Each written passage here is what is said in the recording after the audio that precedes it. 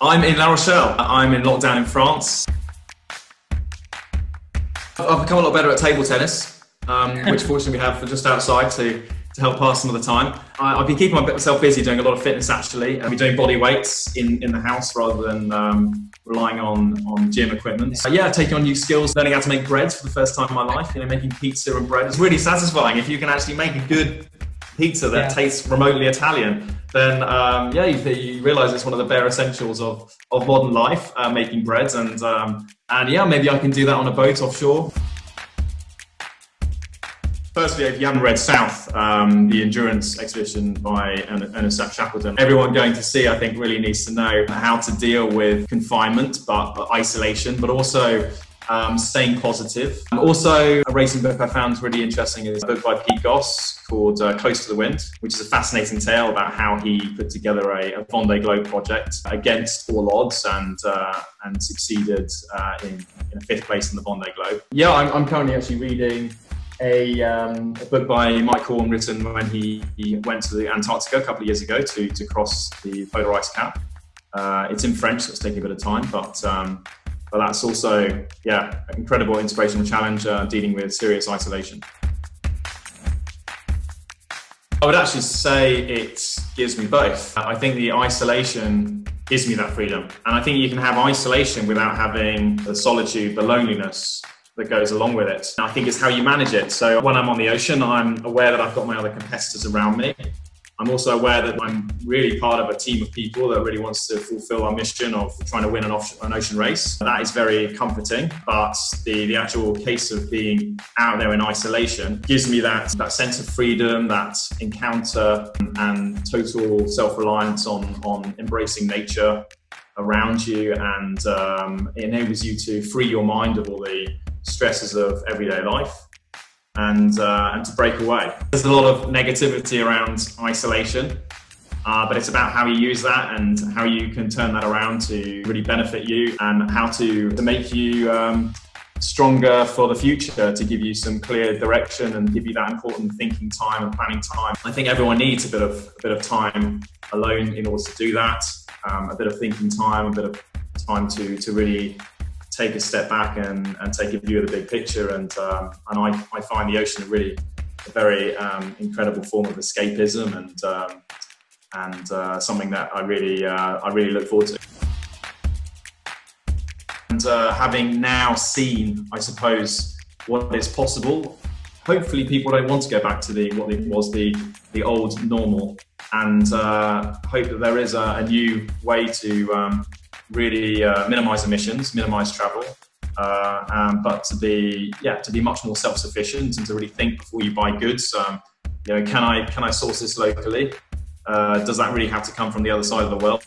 I think it's a really interesting time, because people have been pushed into this mode of lifestyle, and hopefully they realise there's some huge benefits that can come out of this latest pandemic. I think people, especially with the various radius restrictions, for example, where I am, it's 2 kilometers, others it's less than 2 kilometers. People are really forced to value that space that they're in, that really localized space, whether it's for their shopping or their exercising.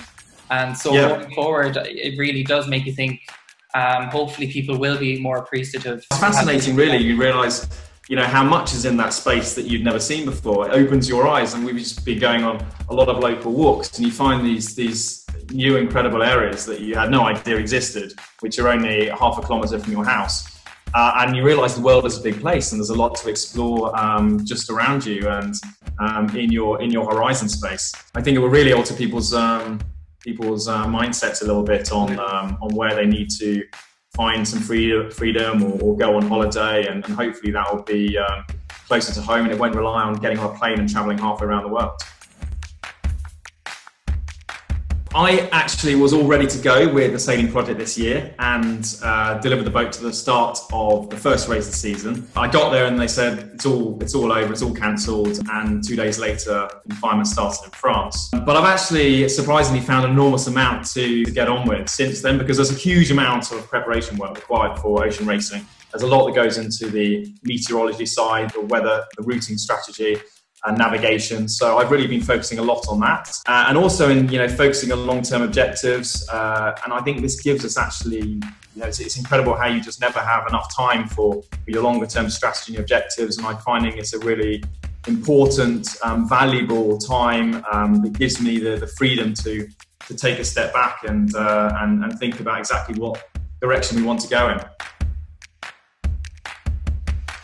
I think I've always been interested in the fascinating physics of a race boat and how to extract maximum performance in a race boat. I suppose that engineering background gives you a bit of an understanding of the fundamentals over what drives performance, of which there's many different aspects. I was first captivated by the Mini Transat class because of this incredible boat with swing keels, very low weight carbon fibre shells, and it was actually an engineering project that kicked off that interest. So really been able to think about exactly how to squeeze performance from different areas of the boat is something that I have a lot of satisfaction from. So it's really important to manage your vessel through the race, to fix problems as and when they arrive, to jump on them very quickly. And I think that understanding helps me be reliable in the races. Over the last 15 years of my offshore sailing career, I've never retired from a race, so it's definitely been very helpful for that. OceansLab is an innovations accelerator in ocean racing. It's really a project to showcase and accelerate uptake of clean innovations into the marine sector. So we're really using ocean racing as a test bed for scalable but very vital clean technologies that can be used by the marine industry as a whole.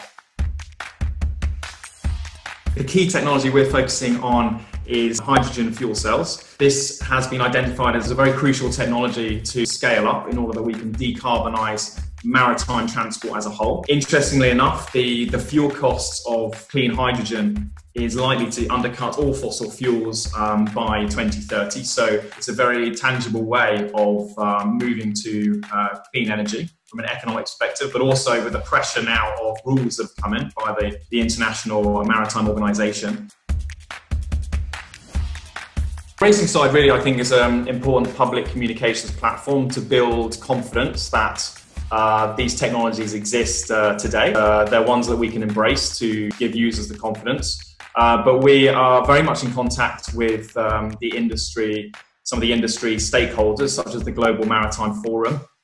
They actually have a coalition called the Getting to Zero Coalition, which is really trying to accelerate the uptake of renewable fuels quicker than the targets imposed by the marine authorities. And there is a big call for demonstrators, people who can actually go and test this technology on the water to show that this works well, but also to learn from these studies and technically advance the industry through knowledge transfer. And that's exactly really what OceansLab wants to do. We really want to help the industry move forward and take a lot of the data, the results we get from the water, and recommended improvements. Our Open 60 is effectively a boat we want to develop that is going to break new grounds in showcasing a vessel that can be autonomous, self-sufficient, and really be totally energy independent, that can really give people the confidence that they can see it and look at this novel technology really operating in an extreme environment that gives the industry the confidence that they can then use these principles and scale them up to offshore applications in shipping.